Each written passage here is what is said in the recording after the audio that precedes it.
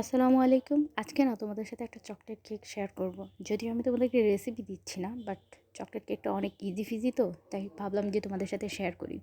খুব ঝটপট তোমরা 1 আওয়ারের মধ্যে চকলেট কেকটা বেক করে ফেলতে পারবা, প্লাস ডেকোর করে ফেলতে পারবা। So let's start. তো প্রথমে ভাবছি যে চকলেট ফুড কেক বানাবো, তাই সাথে একটু মুরব্বা বা কিশমিশ অ্যাড করেছিলাম।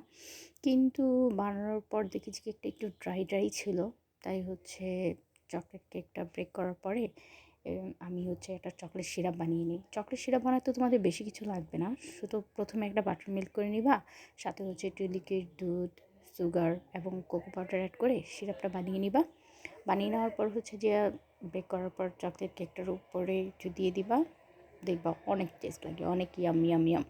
তো আমি বাসায় তোমার আমাদের হুইপ ক্রিম ছিল না, তো তাই কনডেন্স মিল্ক দিয়ে ডেকোরেশন করেছিলাম। সো কেকের ডেকোরেশনটা তেমন একটা ভালো হয়নি, আর কেকটা এত বেশি ইয়ামি হয়েছিল যে ডেকোরেশন করার আগে সবাই সাইড ফুড যেটা খেয়ে ফেলেছিল, তাই কেকটা দেখতে এমন দেখাচ্ছিল।